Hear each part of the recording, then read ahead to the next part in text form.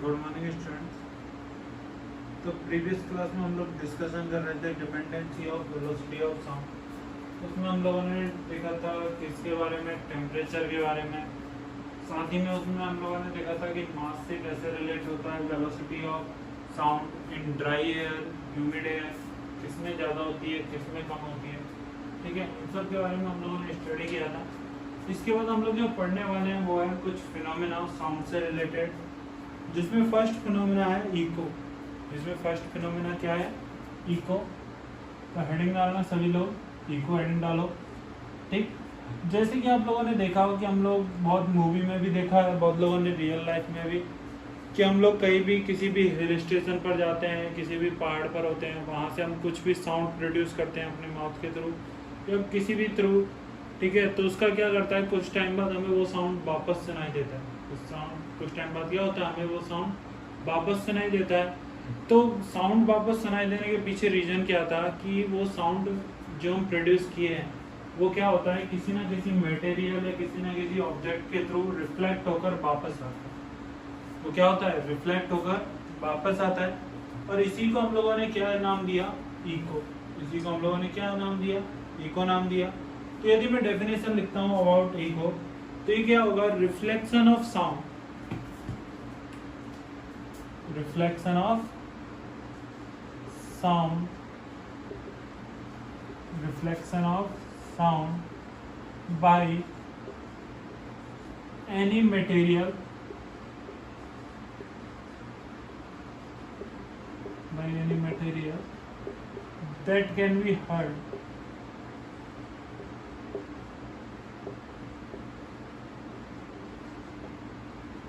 ठीक है।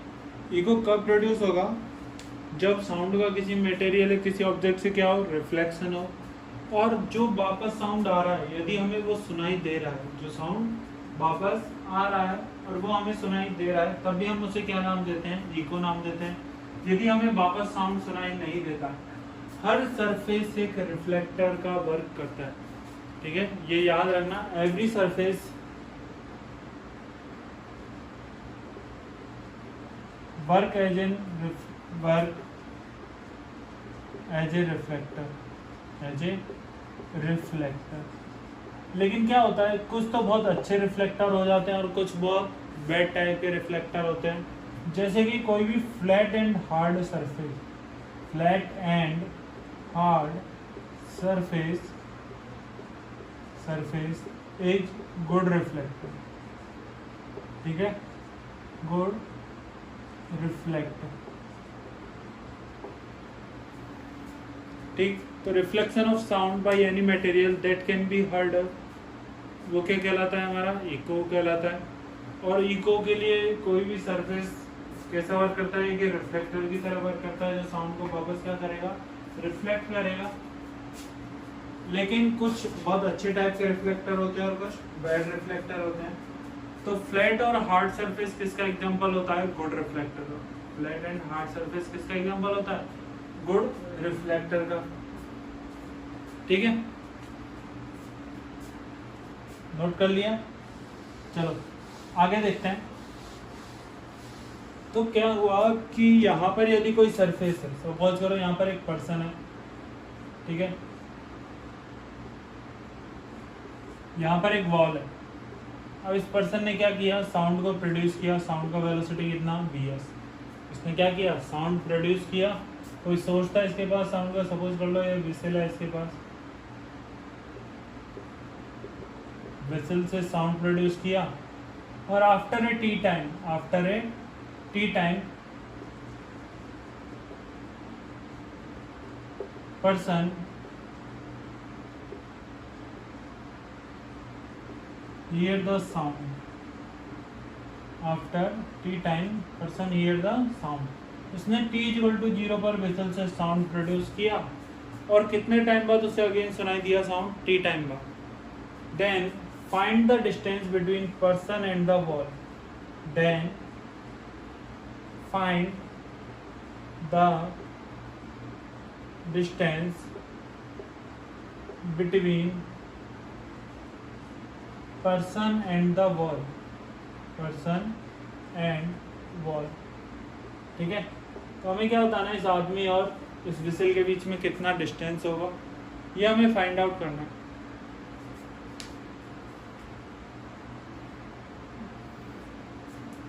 एक बात बताओ, क्या पहले साउंड इससे कहाँ तक जाएगा, वॉल तक जाएगा, क्या वापस फिर वॉल से रिफ्लेक्ट होकर पर्सन को सुनाई देगा? वापस क्या होगा, रिफ्लेक्ट होकर पर्सन को सुनाई देगा।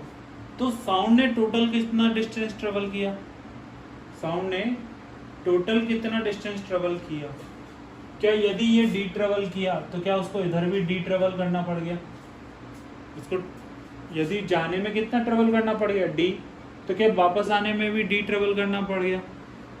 तो टोटल डिस्टेंस कितना हो गया, क्या 2d? टोटल डिस्टेंस कितना हो गया, 2d। और हमें पता है डिस्टेंस इज इक्वल टू क्या होता है, स्पीड इनटू टाइम।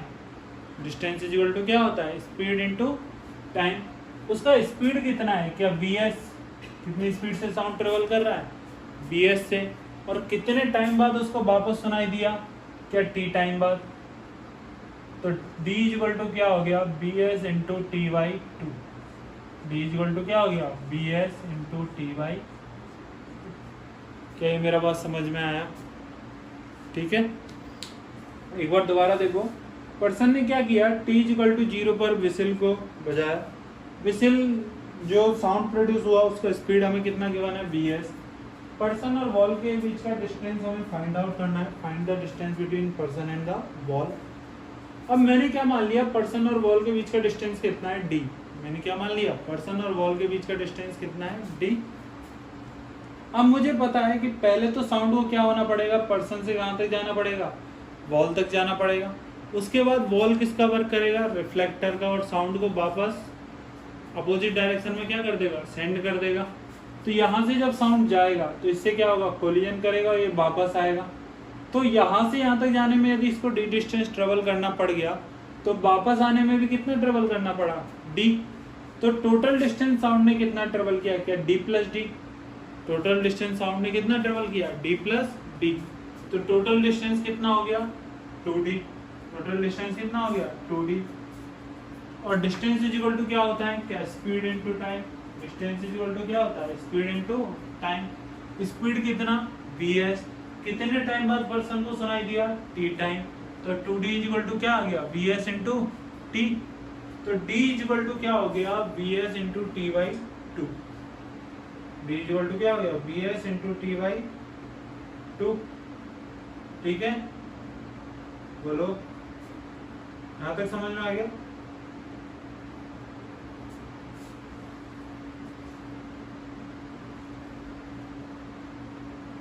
तो इसी पर एक और क्वेश्चन लिखो, find the velocity of sound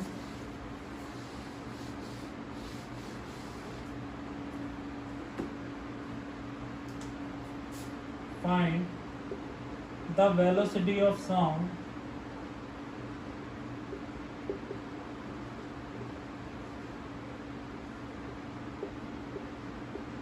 if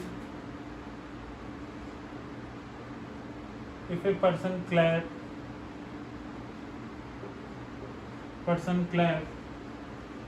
and hear the same sound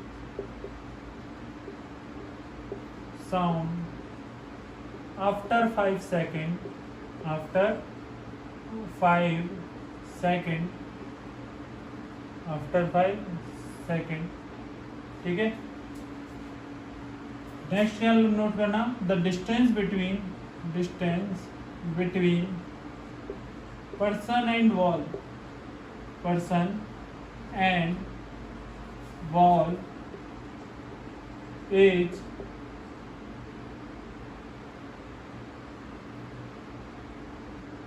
800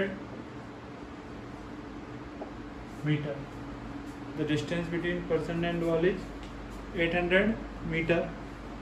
ठीक है, सॉल्व करने का ट्राई करो।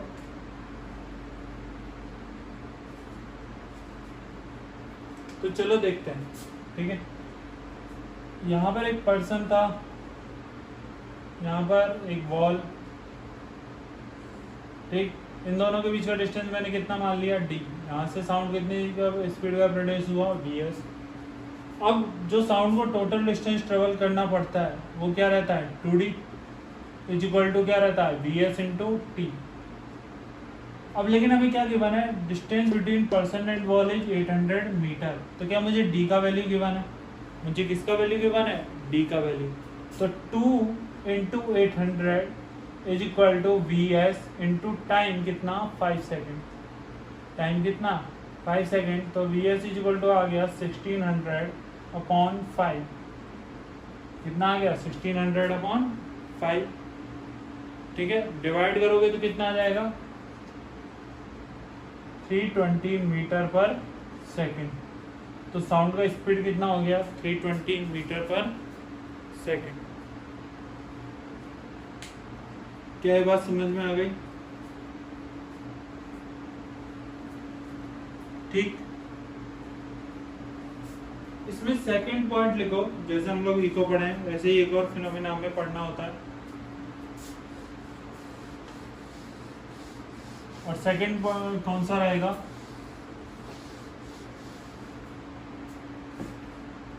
सेकंड होता है रिब्रेशन।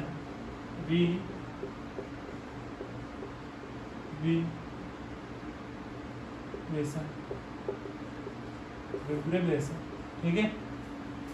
तो ये रिब्रेशन क्या होता है, ये होता है basically multiple reflection of sound, multiple reflection of sound.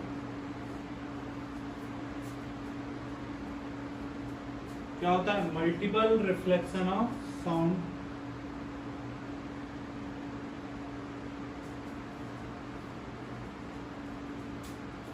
Multiple reflection of sound.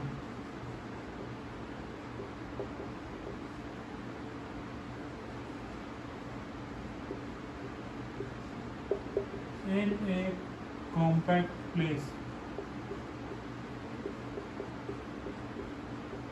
ठीक है, प्लेन नहीं sorry place, so that intensity and loudness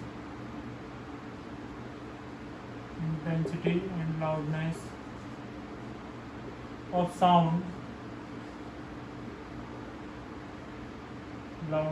sound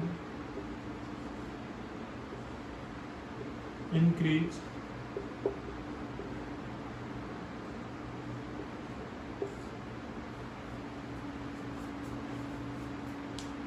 तो याद रखना रिवर्बरेशन क्या होता है कि multiple reflection of sound in A compact place so that intensity and loudness of sound increase. यदि आप लोगों ने देखा हो कि हम कभी भी थिएटर में मूवी देखने जाते हैं तो थिएटर एक कैसा रहता है, कॉम्पैक्ट प्लेस रहता है। तो थिएटर और ऑडिटोरियम इसी टाइप से बनाए जाते हैं कि उनमें साउंड का क्या हो, मल्टीपल रिफ्लेक्शन हो। उसमें साउंड का क्या हो, मल्टीपल रिफ्लेक्शन हो। तो उसमें बहुत कम स्पीकर की हेल्प से भी बहुत ज़्यादा लाउड अमाउंट में, बहुत ज़्यादा इंटेंस अमाउंट में क्या करते हैं, साउंड को प्रोड्यूस करते हैं, जिसकी वजह से साउंड स्टार्टिंग पॉइंट से एंड पॉइंट के हर कॉर्नर तक बहुत ज़्यादा इंटेंसिटी या अमाउंट के साथ क्या होता है, साउंड सभी को सुनाई देता है।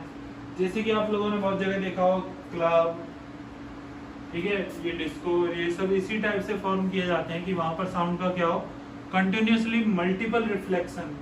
वहां पर साउंड का क्या हो, कंटिन्यूसली मल्टीपल रिफ्लेक्शन, ठीक है, जिसकी वजह से साउंड का इंटेंसिटी ज्यादा है, जिसकी वजह से साउंड का क्या ज्यादा है, इंटेंसिटी ज्यादा है, लाउडनेस ज्यादा है, ठीक। तो इसमें नेक्स्ट लिखना, that's the reason behind making of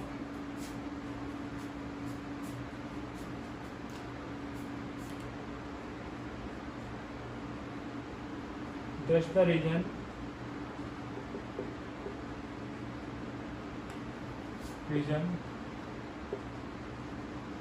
behind making of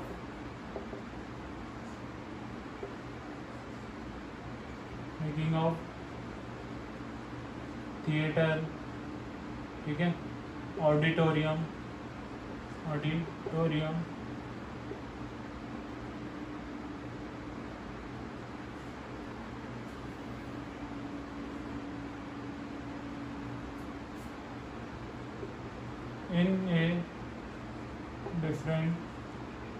in A curvature से, इन ए कर्वेचर से।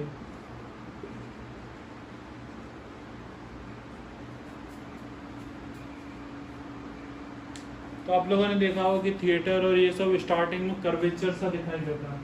स्टार्टिंग में जहाँ पर स्क्रीन लगा हुआ रहता है वहाँ पर हमेशा ध्यान देना, जो थिएटर होता है वो एक कर्व लेता है। वो थिएटर क्या लेता है, कर्व लेता है स्क्रीन के साइड में, जिसकी वजह से साउंड का सबसे ज्यादा अमाउंट में मल्टीपल क्या हो सकता है, रिफ्लेक्शन हो सकता है। ठीक है, अब इसमें हम लोगों का, चलो उससे पहले एक क्वेश्चन लिखो, find the velocity of sound. इससे पहले एक क्वेश्चन लिख लो, सिंपल क्वेश्चन है, ज्यादा टफ नहीं है।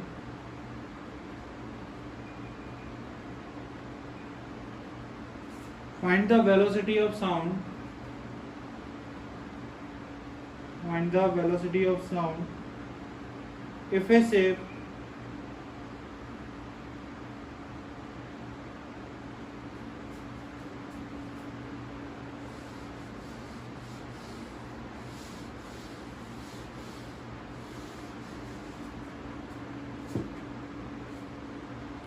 find the velocity of sound. Find the velocity of sound if send a signal and receive it after 2 seconds. Receive it after 2 seconds. The distance between ship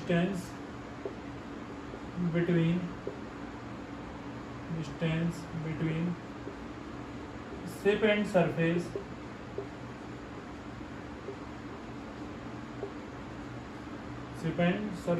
is 1000 metre. कितना given है, 1000 metre given है। इसको सभी लोग solve करना, ये assignment है। ठीक है, इसी के साथ साथ एक और असाइनमेंट है, सभी लोगों को ईयर के बारे में, ईयर का डायग्राम सबसे इम्पोर्टेंट है, लास्ट में दिया हुआ है चैप्टर साउंड के एंड में। ईयर का डायग्राम, सभी लोगों को ईयर का डायग्राम फॉर्म करना है। तो पहले सभी लोग ईयर का डायग्राम बनाओगे, उसके बाद मैं ईयर के बारे में क्या करूँगा, पूरा डिस्क्राइब करूँगा कि ईयर में क्या होता है, कैसे मिडिल ईयर, अपर ईयर, ठीक है, वो सब वर्क करता है, कैसे ईयर ड्रम वाइब्रेट होते हैं, उन सब के बारे में डिस्कशन करेंगे। तो सभी लोग पहले ईयर का डायग्राम बनाएंगे और उसके बारे में थोड़ा सा जो बुक में गिवन है उसे स्टडी करेंगे। तो नेक्स्ट क्लास में मिलते हैं यार, ये असाइनमेंट है तुम लोगों के लिए। ठीक।